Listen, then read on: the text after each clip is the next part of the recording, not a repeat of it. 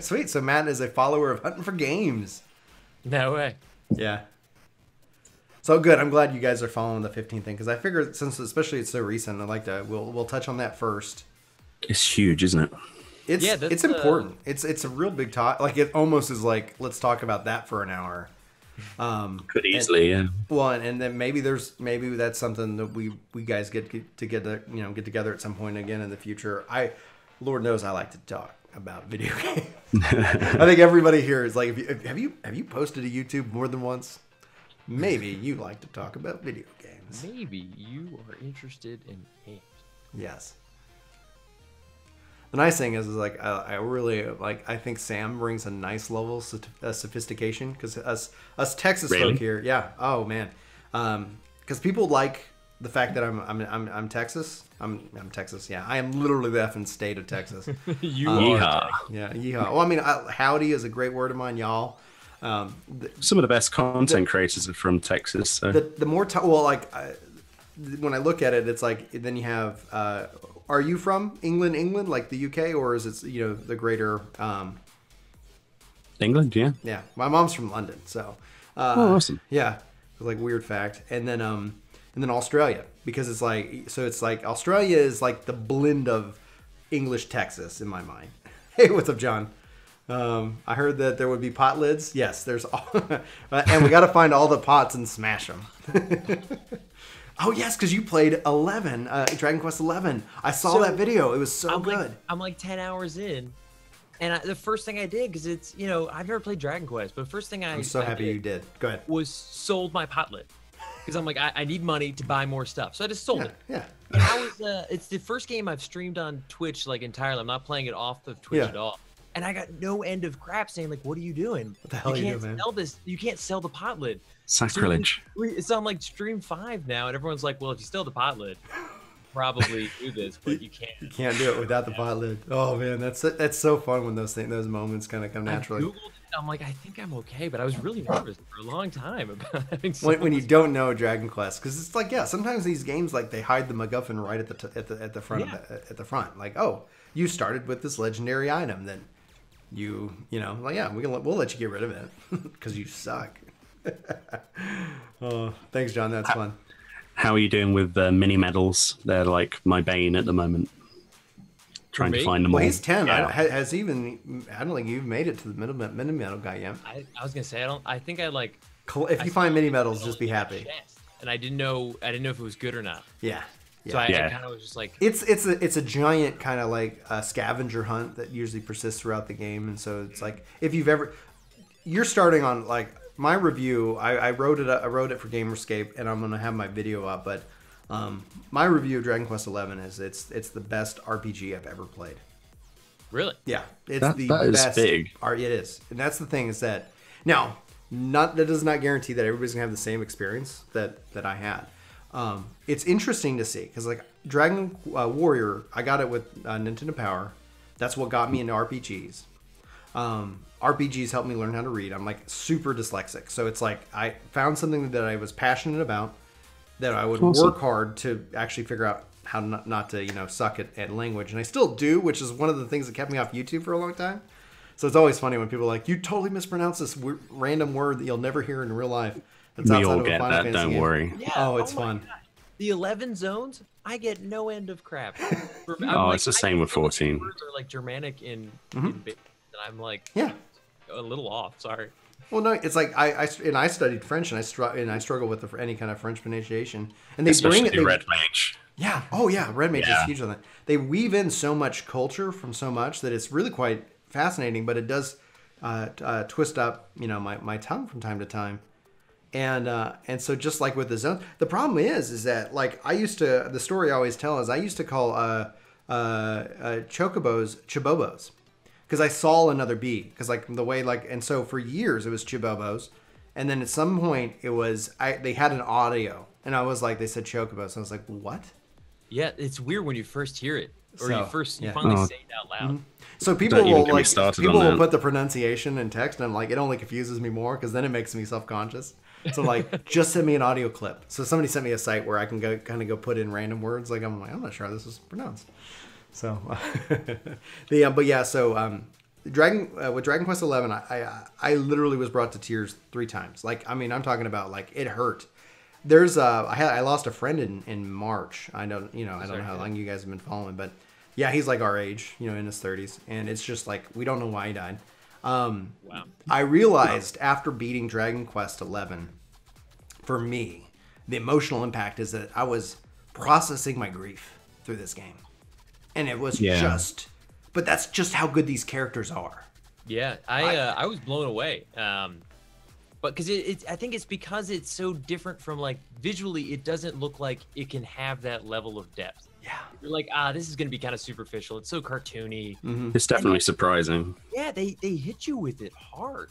Yes. But yeah, when you tie it into any kind of real emotions that you're going through in real life, I didn't know what I was doing, but it's like, there's relationships. They do things that I was like, there's no way. Like, I was saying, I'm not going to ruin it for anybody. I'm like, okay, this is what's going to happen. I'm already kind of like in my RPG history. Yeah. Okay, well, this is, we kind of seen this before, but they turn it on its head so many times. There's so many twists. Yes, in a way that it was like, okay, this is for me. Oh, wait, it's thematic, they're themes, but how they execute it was just, I really am excited. I hope you keep playing the game, and maybe we'll do a Dragon Quest XI spoiler discussion. I mean, for me, it was, and then also having kids, like just the relationship that some of the characters have. It's just like, anyway. Welcome. It's really good when a game can allow you to sort of escape like that as well, especially a single player game. Mm-hmm. So how long have you been doing this? My channel was started in 2010, but with 14, it was mostly just like on and off since after beta, and then a Realm Reborn. I didn't play much 1.0, and sort of in the last couple of years I've gone a bit more productive and try to make more content. So I'm currently up to at least a video a day at the moment, 5 days a week. So awesome. Trying to keep productive, and even though 14 can be a bit relaxed at times, there's plenty there.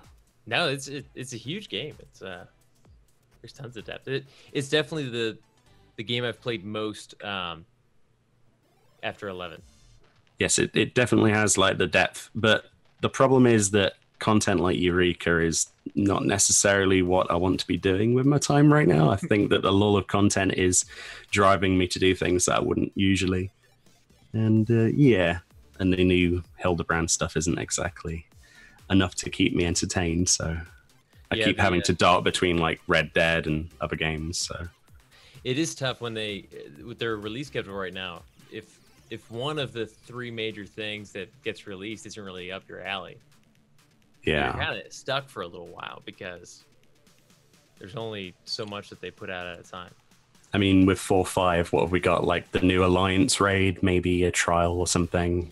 Yeah, that's the thing. I'm kind of lucky because I'm a little behind right now. Oh. So, but I'm watching it all come in, and I'm like, I can see how people are frustrated that are up to speed with everything. How far are you in the story currently? I'm actually I haven't quite finished Stormblood. I'm super behind. Really? Wow. Okay. Yeah, it's basically like Christmas for you then. Right, so that's what I actually ended up doing this kind of with Heavensward too, where I left it for a while and then came back, and there was a solid like 6 months. But the problem is a lot of the releases then you don't really get the same impact because people kind of just, you can face roll all the stuff that came out for a few months, and then you get up to the newer things. You miss all of the game-breaking bugs on release day anyway. You do miss that, yeah. Like Raban X, the massive meme that he is. Where you couldn't progress past the first like quest line. Oh my gosh, yeah, I remember that. Yeah, and people were ferrying people across to Aetherites and charging them money on their chocobos. It was fantastic. All right, just to see that community react. Just talking about Stormblood. Oh yeah, and the release. And Huntin was saying how he's only just really starting Stormblood in terms of story. I'm so jealous of you. No, I'm still. I'm pretty far. I'm like 68. So I'm mostly through the original Stormblood content, but I haven't finished Stormblood and then gotten any beyond. Yeah. I'm really jealous of you. I think somebody that's one of the things that we've discovered, and we're about to kick off the show, everybody. So thanks everybody for hanging out, and then we'll also we always cut this for YouTube, but it's that one of the things I think there's a divide in the community from people who've been playing as long as I have versus then new. And I'm like, yes, people are like, oh, Brian, you're down on the game. It's like, yeah, because it's not really doing anything for me yet, and it could. Because it's not fresh. Well, and it's just because I've done all of it over and over again. It's like, and I think one of the things that, like, when I look at content for the game, I think with 5.0, I'm not going to worry about leveling the jobs that I just am not interested in. I'm going to level my tanks, I'm going to level my healers, and I'm going to level my casters. The real thing, soul-sucking thing, has been just working on all these DPS jobs that I'm just like, oh man. Yeah. But at the end of the day, like when I look at, like, you know, talking to new players, it's like there is so much really good content, and they do such a really good job with this game. And I'm hoping, you know, that next week that we're going to learn about what the future holds in a positive light. Yeah, I'm really excited to see what they come out with. You'll need to get caught up before 5.0. So just like, I guess.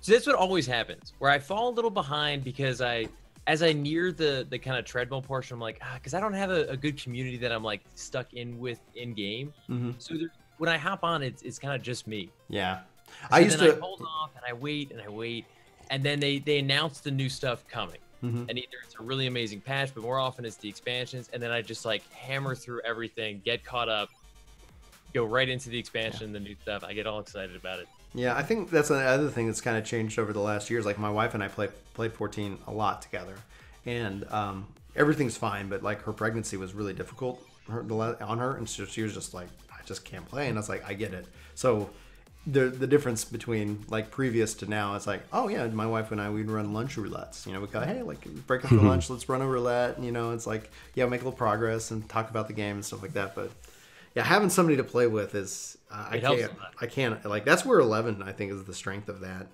brand is. Anyway, let's do a podcast. Sorry, before we start, John's asked a question. Brian, do you think that Yoshi is going to keep doing the teaser shirt after the Spider-Man? Yes, I honestly think that they have to, right? If they don't do a teaser shirt, they literally need to make sure that they announce a job. You know, like, that's part of the fun, and I think he knows that. It's become a huge thing. I don't know how you could. It's within the game industry altogether. Phil Spencer walks on stage and whatever, and it's like, oh, that means this is happening. It's like, right. People will read anything we want. Like, Diablo Immortal gets announced, and we're like, oh, this means this. And it's like, no, it's living up to those expectations, though, isn't it? Really, it is. Like, can they bring it this time? Well, I think they will. It seems like such a smart decision. They get so much attention whenever they do those kind of like fun little like teasers. Yeah. That why wouldn't you? I don't know. So, what do you mean the teaser will be still a shirt or something? I still think it's going to be a shirt. I think if it's Blue Mage, I could see him doing the Blue Bomber, Mega Man. I think that would be cool. But he might not even be so on the nose. Like, his whole thing with Sam Raimi, because we were like, Spider-Man, does that mean Blue Mage, or is that like, what does that mean? I still get pissed when I hear the Sam Raimi explanation. I'm like, okay, Sam Raimi, but yeah, it's so weird. I was never gonna get there. I mean, that's even assuming that it's like an English connection. Well, I guess not really, because the word is still samurai. Yeah. It's clever, but it's too clever, really. Oh, excuse me. What's up, workforce? Chuck here, telling you should totally like, favorite, subscribe, share, dance, raise your hands in the air. I'm off camera. I'm off frame. I'm new at this. Hey, listen. Yes. You haven't hit that subscribe button. You totally should. I recommend it. Chuck approved. Anyway, also, thanks to all the Patreons. You're in the corners. Whoa!